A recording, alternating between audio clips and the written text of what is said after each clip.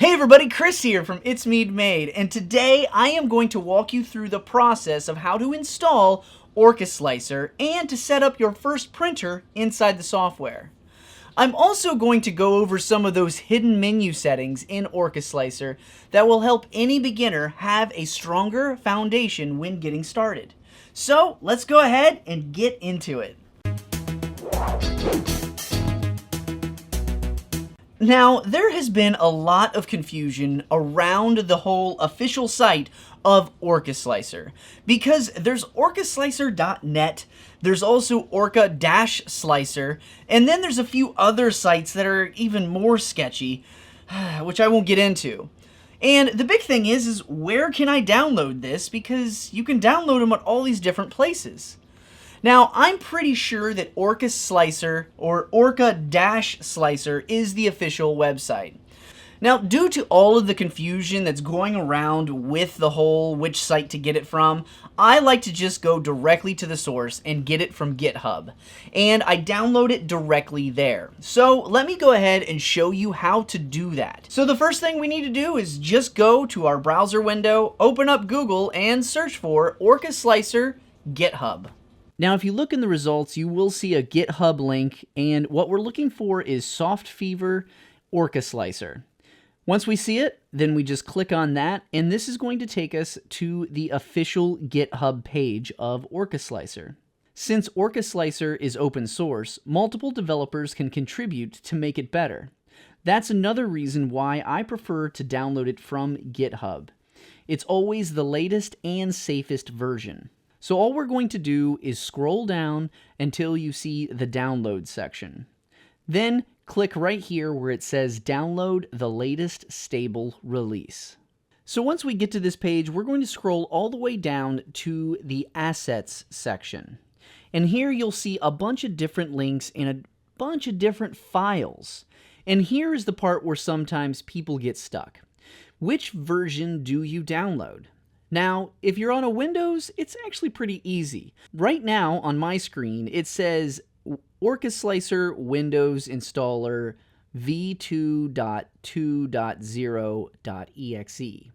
Now, the thing is this is the download for the version 2.2 release. But in the future, this will change. So the next one will be 2.3.exe. So don't get so hung up on these numbers that I'm showing you, but more of the .exe. So go to Orca Slicer Windows Installer .exe.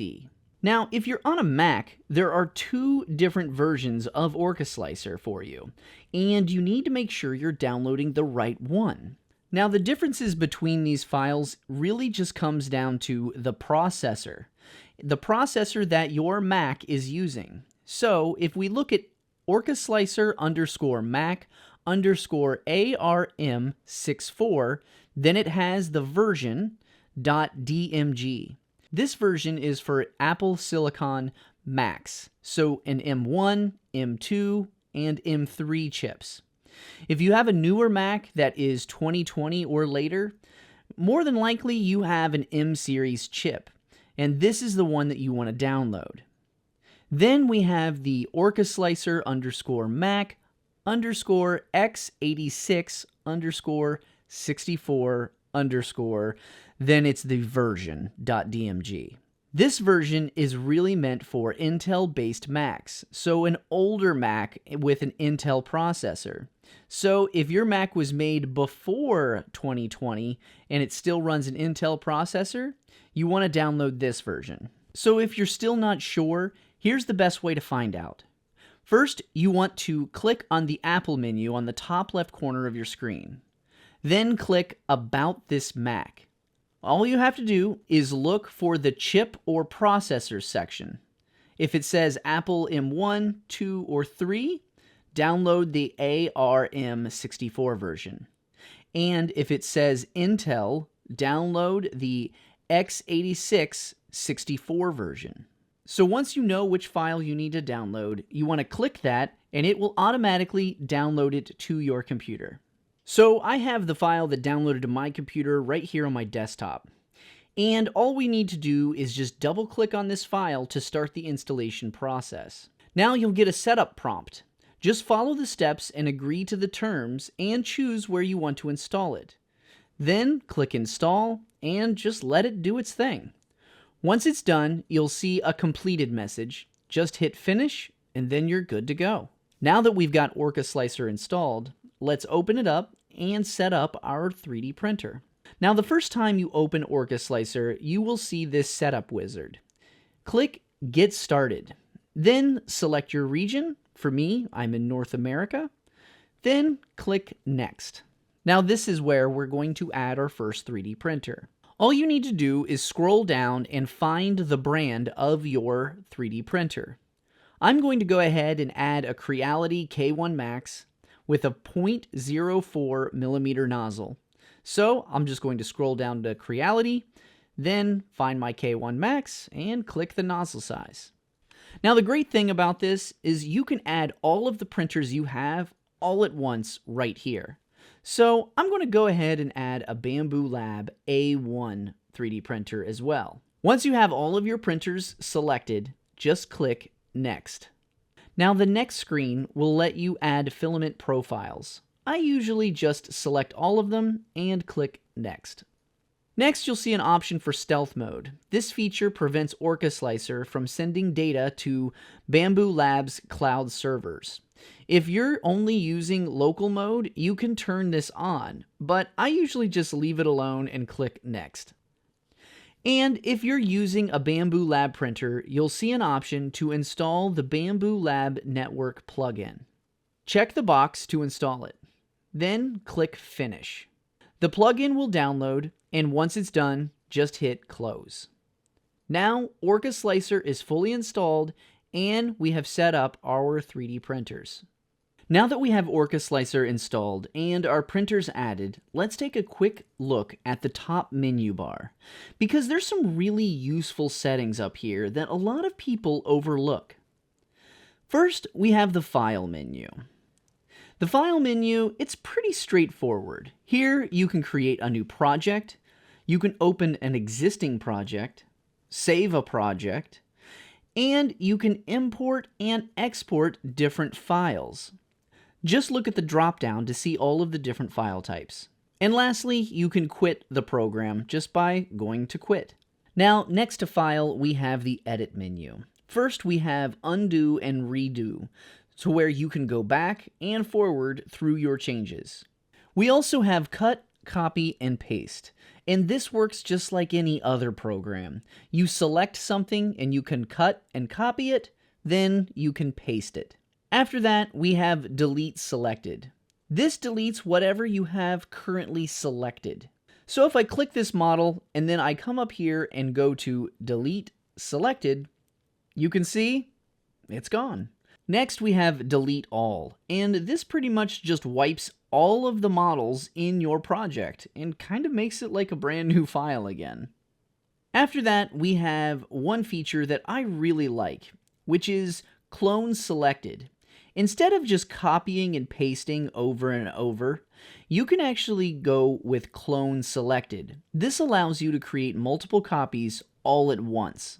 Another useful feature is Duplicate Current Plate, which lets you copy an entire build plate layout to a new plate. It's super handy when you're batching printing and you want to make multiple copies of something. Moving on to the next menu is the View menu. It has a lot of useful tools for controlling how you see your models. Now when we come into View, you can see we have Default View, Top, Bottom, Front, Rear, Left, and Right. And what this does is if you click any one of these, it will take your view on your workspace to that specific view. So if I click on the top, it's going to take me directly to a top view, just like this. Or if I wanted to go to the rear view of it, I can just come over here and click Rear. Now the great thing is we can also use the keyboard shortcuts, which are right beside this. So Control 0 is default view, then Control 1 is our top view, the front view, Control 3, and so forth. So you can just look right beside there and figure out what view you want to switch to by holding the Control button, then the corresponding number. Next, we have one of the most important ones in my eyes, and that is perspective view versus orthogonal view. I highly recommend using orthogonal view since it removes all distortion and makes it easier to align objects accurately, versus perspective. Now the next one we have is the Show 3D Navigator, and this one I really do like, because instead of having to come over here to view and I click on the top or bottom to be able to get my different views, I can come over here to my workspace on the bottom left corner and I see this cube, and this is what the 3D Navigator is. I can click and drag this box and this will change my view. I can also just click on any part of this cube and it will change my view directly to that camera view. So if I click on top, you can see it directly switches it to the top view. Now, this is a really nice gizmo in the bottom corner here, and I strongly recommend you playing with this, because once you start using it a lot, you're going to find that it's one of the most used things in your workspace. The next one is Show Overhangs. This highlights the areas where you need supports on your 3D model. And it's highlighted in red, so you can quickly identify those problem areas. After that, we have Show Labels. This allows you to display names of the imported objects, which is very helpful for those multiple part prints. Now the next one we have is Preferences, and if you want to tweak some of the settings in Orca Slicer, this is where you want to go. Now I have a few key ones that I recommend. Now the first one is Zoom to Mouse Position. This centers your zoom to your mouse, so you can place it over an object and then zoom directly towards that object. I also like to select this one, Check for Stable Updates Only. This will regularly check with Orca to see if there's any new versions of the software, and it ensures that it's only a stable version. Now the other one is Auto Backup, and I have mine set to every 10 seconds. This is very handy because it saves your progress frequently in case the slicer crashes. Last but not least is Dark Mode. Now, let's just be real. Dark Mode, it just looks so much better, and for me, it's easier on my eyes. So if you've been wanting Dark Mode, look no further. Now moving on to the top menu bar, we have this dis icon, and this is just saving your project when you click it.